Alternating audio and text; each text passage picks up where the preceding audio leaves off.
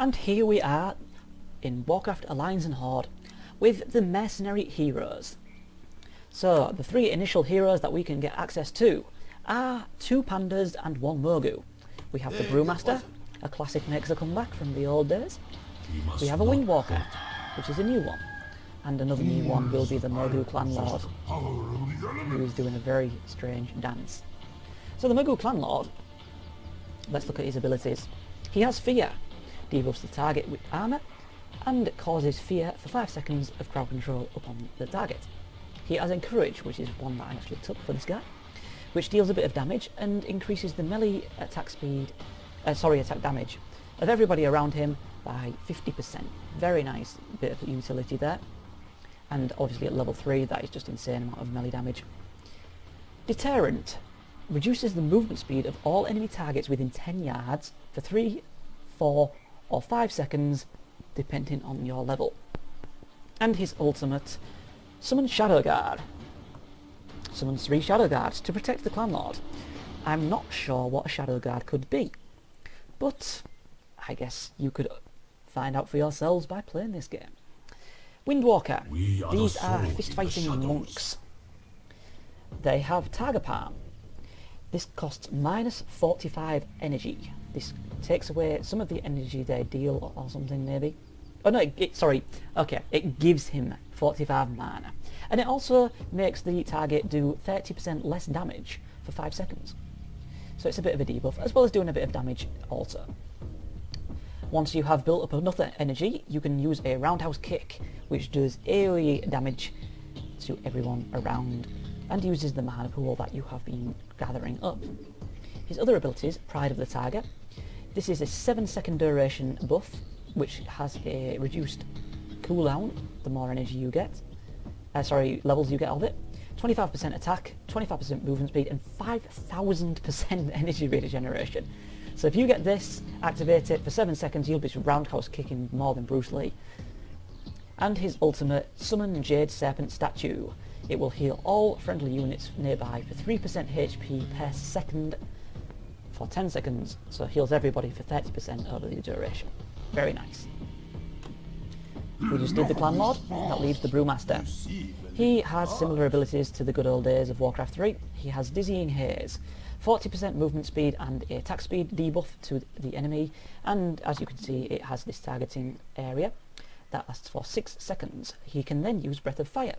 This does 50 damage to the enemy, and if affected by the Dizzying Haze, it takes another 50 damage over 5 seconds, doing 10 per tick, and both of these types of damage both get increased the more you level it up.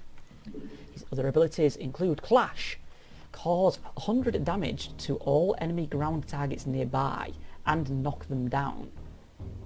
45-second cooldown. So that's quite nice.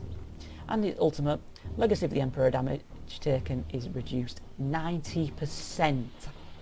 That is some serious survivability. And you gain 50% movement speed for everyone around for 7 seconds. Can't really complain at that.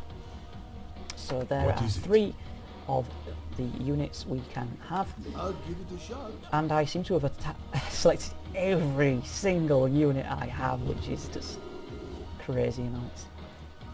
So here we can get over here, Zeppelin. We can use the Dizzying Haze, and then we can use the Breath of Fire, and as you can see that sets them all on fire. And then we can get Clash, because we just got to level up. And with a great big shout, he obviously goes crazy and does damage. So those are our heroes in this particular section, and I will start again and get the next 3. Welcome once again for the last time to Warcraft Alliance and Horde's unit and hero selection thing, and here we go with the remaining mercenary units. We have a Dancing Dark Ranger, we have a Thunder King, and an Argent Crusader. The Argent Crusader then, since we have him selected, while ETC look on, he has Devastate, dashes through enemies dealing 60 damage to all enemies in the path, restoring 30 HP for each enemy target that attacked, just like the Stormwind champion. He has Holy Nova, deals 30 damage to enemy targets within 6 yards and heals 20 to all friendly targets within 6 yards. Shield Bash. Use shield to blunt the enemy, 60 damage to the target, and stuns it for 3 seconds, generating 15 mana. That's actually got quite nice synergy with holding over, I think, because then you could follow it up with heals and a little bit of AoE damage. So that's quite cool. And Holy Smite. Heal the target for 500 HP, deal 200 damage, and stun all ground targets within 2 yards. Wow! That's crazy. An AoE stun. That's very cool. Direct my hatred. And here we have Sylvanas. What does she have? She has something that isn't actually covered, but I'll go into it in a moment. Silent Shot. Silence the enemy with 3 yards of the target point, last 3 seconds. So that'll be one of those sort of targeting area things. Black Arrow. 150 damage to the target. The target gets a poison effect, taking 20 damage every 3 seconds, minus 50% movement speed for 15 seconds. That's a lot of damage over that duration. Hell of a lot. Multiple Shot. When activated, each single attack will shoot all enemy targets in front of the hero, lasting for 8 seconds. So she has a weapon speed of 1.65, so she can get a few shots out during that 8-second duration. Maybe 4 or 5 or something. I don't do math. And Black Crows. All enemy normal target get Black Crow's effect, minus 50% movement speed for 5 seconds, and the end of the effect, target will be killed if HP is under 20%. So that's kind of nice. She also has something which is kind of like a passive that isn't covered. Whenever she kills stuff, I don't know if it's because of Black Arrow, or if it's just a passive, she summons wraiths, which do quite nice damage on their own, and you can get loads of them. Thunder King. This guy spams lightning effects that are such a fucking... oh, it's so mental. Thunderstruck. Li Shen winds up to hurl his axe at a target location, dealing 15 damage per second to nearby enemies for 15 seconds. Sounds good, but you can actually move out of it.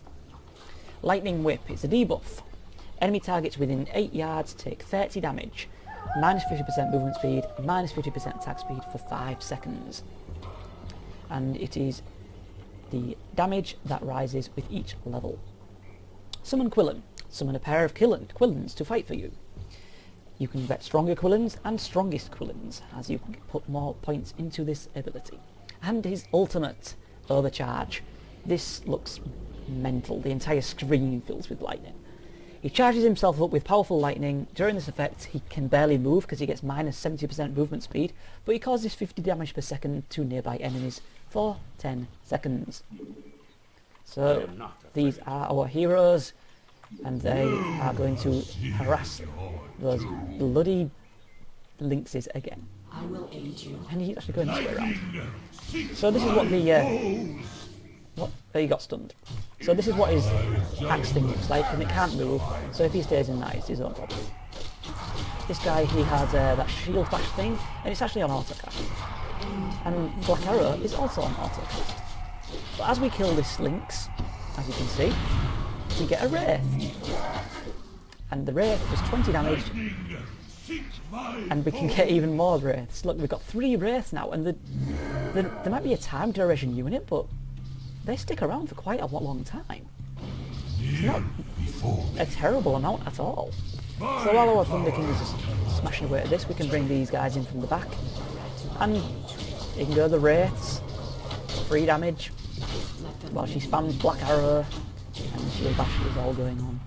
So it's a really nice selection of units and mercenaries and heroes and all sorts of good stuff.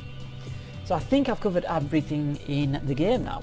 So the only thing left is for everybody that is watching these videos to go and play it. Hopefully we can get some good games, and who knows, maybe a scene will grow out of it someday. So that is me done. Thank you for watching very much, and goodbye.